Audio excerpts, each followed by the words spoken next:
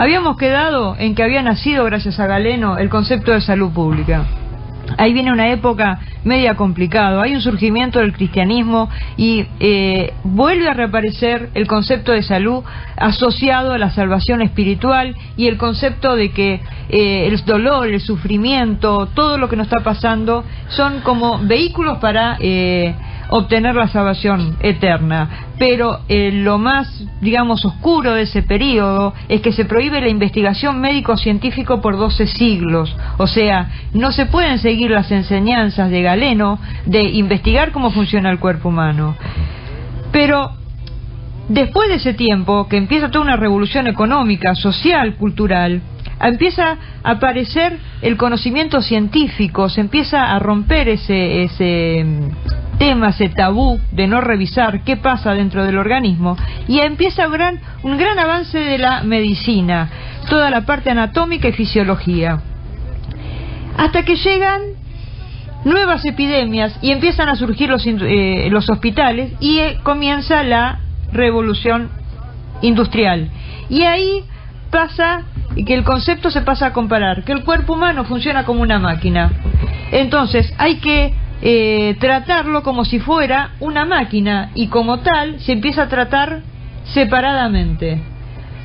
Recién en 1946 la Organización Mundial de la Salud da una definición de lo que es la salud en positivo, porque ya habla que la salud es el completo estado de bienestar físico, mental y social, y no solo la ausencia de enfermedad. ¿Qué es lo importante de esto? Empezamos a definir que estar sano no significa no estar enfermo, pero también volvemos y retomamos el concepto de Galeno de que hay un componente mental y hay un entorno que va a ayudar a que estemos más o menos sanos. Pero también dice en algún momento que es como una utopía, algo que no se va a alcanzar, que es un equilibrio casi inexistente. ¿Por qué? Y empieza a marcar la Organización Mundial de la Salud esa pequeña plaga que nos empieza a aparecer, que es lo que se llama el estrés, que es uno de los grandes condicionantes de nuestra salud, y donde veremos... Todo ese estrés hoy. Todo ese estrés. De hecho, todo nos pone nervioso. Tenemos más expectativas de las que deberíamos tener. Tenemos algún modelo que seguir, algún mandato familiar que hay que cumplir. No nos conocemos. Creo que es la parte más importante. También vamos a hablar mucho de eso en este programa. Si no conocemos qué es lo que queremos, hacia dónde vamos... En sucesivos programas. Claro. Sí, señor. Siempre Ernesto me da... En sucesivos programas, sí. Pero va a llegar en la década del 70 y del 80, donde se va a hacer la gran apertura, se empieza a mirar un poco qué está pasando, cómo nos volvimos tan químicos, cómo la industria farmacéutica empieza a desarrollar determinados medicamentos, y se dan dos fenómenos. Al crecer la expectativa de vida, empiezan a aparecer enfermedades que antes no estaban, que eran las enfermedades crónicas, porque al vivir más años el cuerpo se va deteriorando, aparece ese concepto de vejez, propiciado también por vivir con un estrés que nos lleva a tener una vejez no muy alegre, y la química no está encontrando la solución. A partir de la década del 90, fuertemente, se empieza un volver a las tradiciones.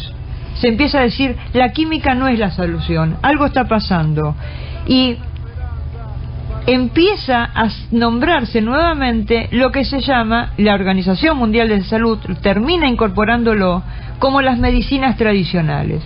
¿Y qué son las medicinas tradicionales? Y como su nombre dice, lo que se fue sacando de las tradiciones. El viejito té de la abuela, esas recetas que ponían en su momento que iban funcionando. Empieza lo que hoy conocemos como fitoterapia, que ya hay un estudio más científico. Se empieza a prestar otra atención a esas cosas que funcionaron siempre y no se sabía por qué, viendo que lo que no se tomaba en cuenta era la prevención, no había una alimentación equilibrada, no había suficiente actividad física, y la química, los medicamentos de síntesis no están solucionando ese problema. Entonces, cuando hablan de medicinas tradicionales, son las que están basadas en las tradiciones. Y ahí viene otra definición. A veces hablamos de medicina complementaria y a veces hablamos de medicina alternativa. La medicina tradicional es una, la medicina es una. Tenemos distintos tipos, tenemos la tradicional, tenemos la sintética, la de síntesis. Cuando a veces pueden trabajar juntas, yo puedo trabajar con una medicina tradicional y una medicina, un medicamento de síntesis, la convencional que conocemos todos, y ahí estoy complementando una con otra. Una me está ayudando, me está potenciando lo que necesito para sanar. Y cuando hablo de alternativa, como su nombre se indica, es que en vez de usar la medicina de una, uso la otra. Tengo la alternativa de poder elegir. Esos son los conceptos que vamos a estar manejando, porque cuando la OMS empieza a definir... La Organización Mundial de la Salud. Exacto. Empieza a definir como medicinas tradicionales la fitoterapia, que es la medicina basada en las plantas. Empieza a hablar de la meditación, del yoga, la acupuntura, la quiropraxia y muchas otras más que son las que vamos a empezar a ver en los próximos programas. Muy bien.